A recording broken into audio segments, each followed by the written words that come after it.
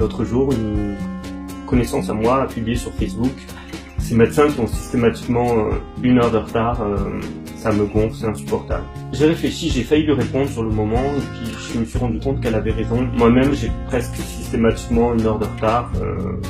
Pas plus tard que la semaine dernière, lundi, j'ai eu 1 heure de retard. Une patiente qui avait pris rendez-vous pour un certificat médical s'est mise à pleurer au bout d'1 quart d'heure. Elle me disait que quand elle voyait une fenêtre, elle avait envie de sauter. J'ai continué à l'écouter, cette dame. Je vais pas tapoter ma montre en lui disant: dis donc, c'est fini, tu prends ton chagrin sous le bras et tu vas pleurer dans ta chambre. Mardi, j'ai encore 1 heure de retard parce que les flics ont déposé dans ma salle d'attente un mec qui s'était fait poignarder dans la rue. C'était un sans domicile fixe. J'ai ouvert la porte, je l'ai découvert dans la salle d'attente. Il saignait beaucoup. Le type, il aurait pu se faire poignarder ailleurs. Les policiers auraient pu l'amener ailleurs. Non, ils l'ont déposé chez moi. Du coup, je m'en suis occupé. Mercredi, j'ai encore eu 1 heure de retard. Un patient qui avait pris rendez-vous pour des douleurs au niveau du dos, en fait, il faisait un infarctus. Du coup, je vous avoue que je me suis dit, c'est bête, hein, mais je me suis dit, il a probablement une femme, des enfants, peut-être il a encore son père, sa mère, en tout cas des gens qui tiennent à lui, un peu comme moi, un peu comme vous aussi. Du coup, j'ai attendu le SAMU avec nous. Jeudi, j'ai encore eu 1 heure de retard.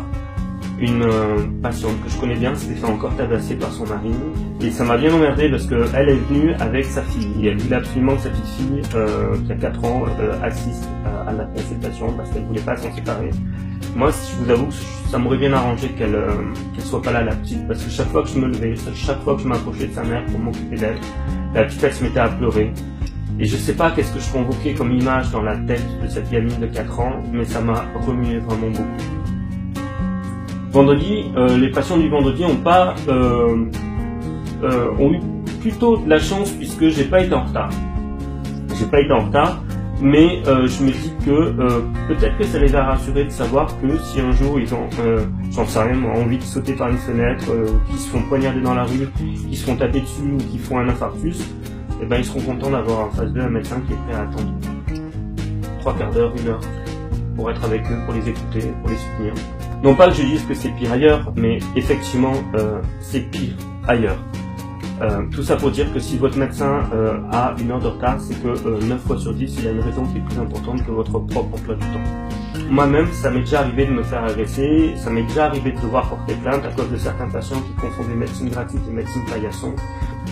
Je me suis surpris, j'aimerais bien, je crois que de temps en temps, ma mère, ma petite maman, m'attendent à la sortie du cabinet médical et me prennent dans ses bras et me disent que tout ça c'est un jeu, que tout ça c'est faux, que le cynisme est une impasse, que c'est absolument pas la solution et que les êtres humains se font jamais autant de mal, que tout ça c'est faux.